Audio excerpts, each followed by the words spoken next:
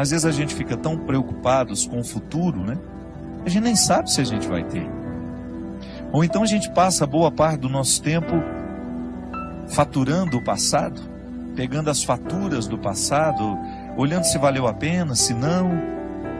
E nos falta muitas vezes a sensibilidade de observar a vida que está ao nosso redor neste momento.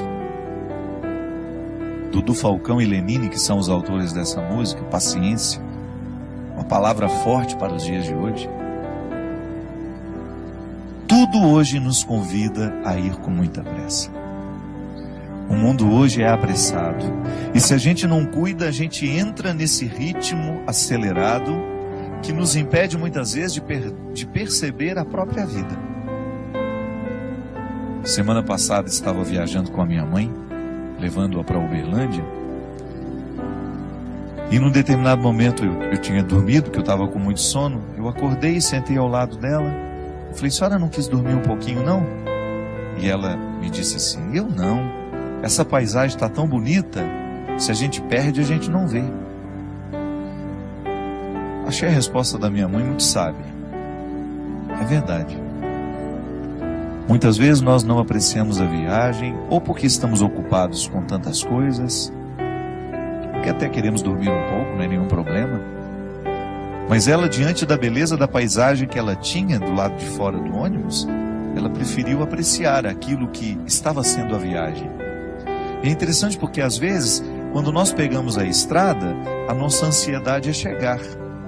Por isso que às vezes a gente acelera tanto, a gente anda até acima da velocidade permitida, colocando em risco a nossa vida, em risco a vida do outro. Porque nos falta a percepção de que na viagem o importante é o ir. A graça não está no destino final, mas está em cada passo, em cada etapa desse deslocamento que nos leva até aquele lugar. Para isso a gente precisa ter paciência. Talvez seja a virtude mais necessária para os dias de hoje, a gente ter paciência. Paciência com o processo da vida, paciência com os outros que estão ao nosso redor. Porque só na paciência é que a gente descobre que a vida é rara. Que a vida é rara, que ela precisa ser apreciada, ser saboreada, que essa vida merece ser vivida em cada momento, em cada etapa, com muita intensidade. E às vezes nós vamos ficando cansados, né? Nós vamos perdendo a capacidade de ter essa paciência. Pode observar, quando nós estamos estressados demais, a primeira coisa que a gente perde é a paciência. A gente tem dificuldade de lidar com o tempo, a gente tem dificuldade de lidar com as esperas, com as demoras, a gente quer tudo para ontem. A gente coloca a nossa alma num ritmo tão acelerado e que é tão contrário a ela. Minha gente, nós precisamos prestar muita atenção no ritmo que nós estamos dando à nossa alma. Muitas vezes nós estamos fazendo a nossa alma viver num ritmo que sufoca, que mata aos poucos. E quem é que impõe esse ritmo à alma? O corpo. Porque nós não podemos separar as duas realidades. A antropologia cristã nos ensina que corpo e alma precisam ser conjugados juntos. Mas você não pode esquecer que elas têm necessidades diferentes. São duas realidades que necessitam de coisas diferentes. O corpo precisa de atividade física, precisa de alimento, precisa de descanso, precisa de conhecimento. Não é assim que funciona? Se você cuida bem da saúde do seu corpo, você vai observar a necessidade de vez em quando fazer um check-up, fazer um exame de sangue, examinar tudo aquilo que é o funcionamento do seu corpo, porque você quer viver, você quer ter saúde. Então, para ter saúde, é preciso administrar as necessidades do corpo. É preciso compreender o mecanismo do corpo, como é que ele funciona, quais são as necessidades que ele tem. O corpo precisa ser hidratado, então por isso a gente não pode esquecer de beber água. O corpo precisa de higiene, por isso que nós não podemos deixar de tomar banho, cortar o cabelo, cortar as unhas. O corpo precisa de ter dinâmica, Ele precisa estar disposto. Para isso que a gente coloca uma disciplina de atividade física, para que esse corpo não fique envelhecido mais do que a idade que você tem.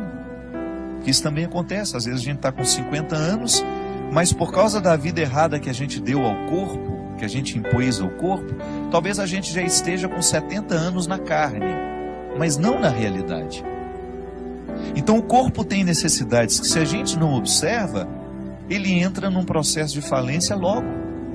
Aí aquela vida bonita que você poderia desfrutar, você não desfruta porque você foi negligente com as necessidades do seu corpo. Aí você vai para as necessidades da alma. Oh meu Deus, como são diferentes as necessidades da alma. A alma precisa de oração, a alma precisa de silêncio. Ao disciplinar o corpo numa quietude e num silêncio, a alma começa a entrar neste contexto de silêncio, de quietude, que é onde a gente vai ter a oportunidade de ouvir Deus falar com a gente. A alma precisa de música. Quantas vezes você chegou cansado em casa, tomou um banho, deitou na sua cama, colocou uma música que te relaxava e você sentiu que a sua alma agradeceu aquele carinho que você fez a ela? Isso é oração também. Ainda bem que nós temos aqui, as músicas que nos fazem rezar. Ou gosto de dizer, as músicas que rezam por nós. A gente grava tantos CDs todo ano. Aqui na Canção Nova você tem uma infinidade. Nós temos aqui o novo trabalho, o meu, Deus no Esconderijo do Verso.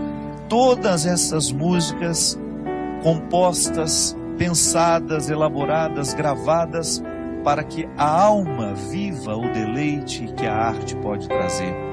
São canções naturalmente religiosas que vão fazendo com que a nossa alma desfrute dessa tranquilidade. A arte ensina a nossa alma a ser paciente. A oração ensina a nossa alma a ser paciente. Aqui na Canção Nova nós temos tantos produtos para isso. Uma palestra, um livro. Você tem aqui o livro Discípulo da Madrugada. Você começa a ler um livro que foi preparado para isso. Nós não só queremos vender o trabalho que a gente faz. Não. O primeiro motivo aqui, por acaso esse trabalho aqui pode ajudar. Ajuda aqui a Canção Nova, ajuda as minhas obras, ajuda-me a tantas pessoas. Mas o primeiro objetivo que a gente tem quando escreve um livro, quando compõe uma música, quando a gente grava um CD, é proporcionar àqueles que nos acompanham, que acreditam no nosso trabalho, proporcionar um aprendizado da paciência nessa alma. Então a gente tem uma leitura que nos tranquiliza, que nos ensina valores, que mexe na nossa cabeça, que mexe no nosso jeito de pensar. Aí você vai percebendo este movimento natural de Deus, trazendo essa paciência que é tão fundamental para que a gente tenha equilíbrio para enfrentar as pressas da vida. Porque eu vou te contar uma coisa, hoje é impressionante como nós encontramos pessoas que estão destruindo as suas vidas porque não aprenderam a paciência. A pressa nos mata. Você que está me ouvindo, eu tenho certeza que você sofre na sua carne as consequências da sua ansiedade. A ansiedade te adoece. A falta de paciência prejudica o seu relacionamento com os outros. Nós estamos agitados demais.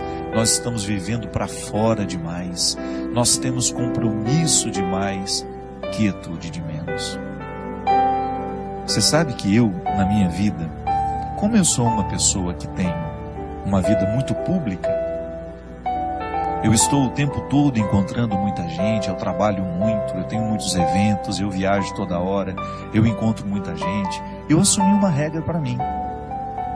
Quando eu chego na minha casa, ali é o meu claustro.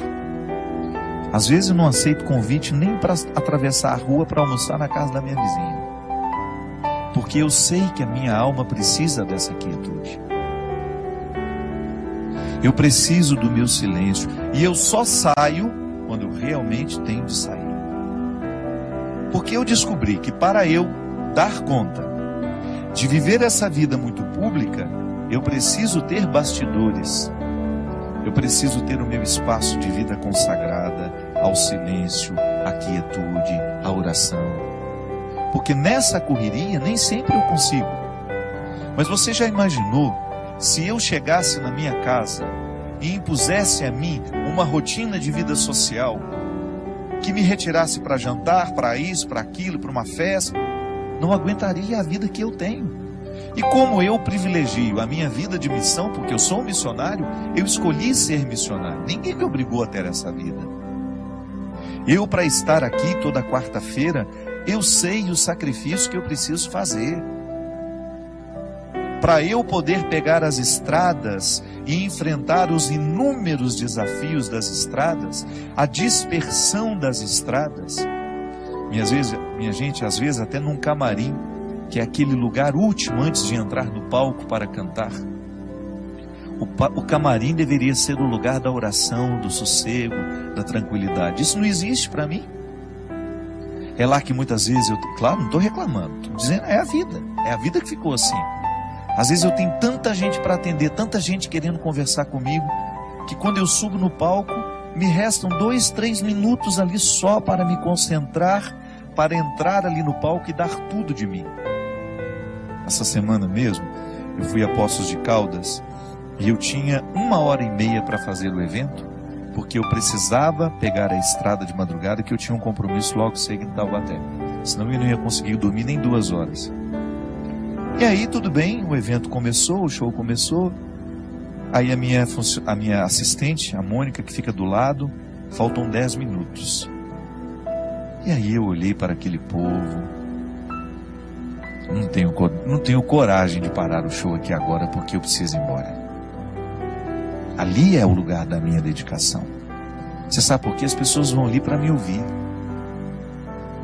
É claro que depois eu me dou o direito de dizer, olha, não vou autografar CD de ninguém, não vou tirar foto com ninguém, porque eu preciso ir embora.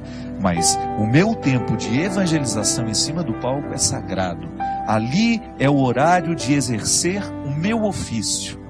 Eu não posso ter pressa no ofício de evangelizar.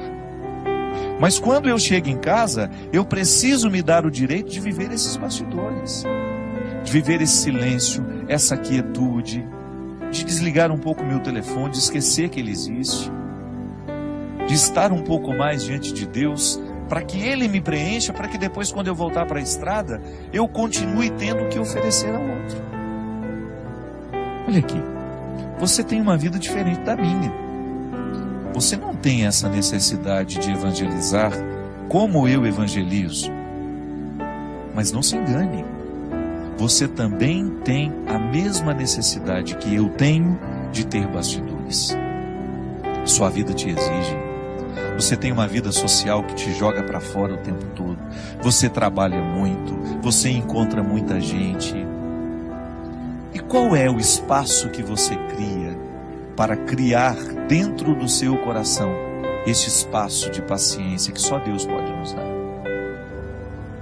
Qual é o espaço que você cria para que Deus tenha condições de moldar a sua alma de acordo com a sua vontade, com o desejo que Ele tem? Qual é o espaço que você oferece a Deus para que o seu florescimento espiritual aconteça? Para que você não se desgaste demais nessa vida que não para, nessa vida que é tão rara e que muitas vezes você não percebe por causa do modo de vida que você escolheu viver. Quando eu dou o meu testemunho de que eu tenho estrada demais e muitas vezes bastidores de menos, e que por isso que quando eu chego em casa eu tenho que me recolher e proporcionar ao meu coração uma restituição espiritual. Eu fico pensando também os meus amigos que são padres, que enfrentam no seu dia a dia o desafio de atender as pessoas o tempo todo, porque muitas vezes as pessoas não estão preocupadas com o descanso do padre. Eu já encontrei muitos padres que ficam até constrangidos de dizerem que vão tirar um dia de férias, uma segunda-feira, por exemplo, para descansar. É direito dele. Ele precisa restituir no coração aquilo que ele oferece ao longo da semana. Há padres que celebram 5, 6 missas por domingo. Isso é desgastante, minha gente.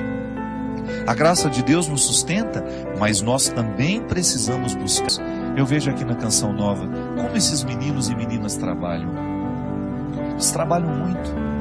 O meu diretor mesmo, China, que agora está trabalhando ali nos bastidores. Quantas vezes esse menino passa a noite editando programas, às vezes o programa que vai ter de ser repetido, ele passa a noite editando esses trabalhos. Trabalha muito. Se você vê essa equipe que está aqui, eles são trabalhadores e não tem muito tempo não. Mas você vai olhar para eles, você vai buscar na vida deles, os consagrados sobretudo, sempre encontram o seu espaço de estarem em silêncio diante do Senhor, buscando a restauração dessa vida espiritual que vai por água abaixo se a gente descuida. Eu já lhe disse isso aqui uma vez e volto a repetir. O fundador da Congregação dos Padres do Sagrado Coração de Jesus, lá onde eu fui formado, graças a Deus, toda a minha formação eu devo à Congregação do Sagrado Coração de Jesus. Padre João Leão Deon, ele dizia assim: Deus não pode fazer nada com as nossas obras se antes Ele não possuir o nosso coração. É disso que eu estou falando. Quando nós oferecemos a Deus o nosso serviço e esquecemos de oferecer a Ele o coração, que é a metáfora de todos os meus bastidores, Deus não poderá restituir aquilo que eu ofereço ao outro através do meu trabalho. E em pouco tempo eu estarei oferecendo a mim. E oferecer a mim, somente a mim, vai me desgastar demais. Eu vou ficar cansado, eu vou perder a paciência, eu vou ficar estressado, eu vou ficar bruto com as pessoas e eu vou esquecer a delicadeza, que é justamente a característica de todo cristão. Portanto, não tenha medo de introduzir na dinâmica do seu cotidiano o espaço da sua restauração interior. Pode ser 5, 10 minutos. Silêncio, oração, respiração profunda. O exercício da respiração profunda é excelente para quem quer descansar, para quem quer dormir bem. Uma boa leitura, uma música que vai lhe fazer bem. Não vá para a cama sem lhe oferecer este oásis que vai lhe dar condições de trabalhar essa paciência dentro do seu coração.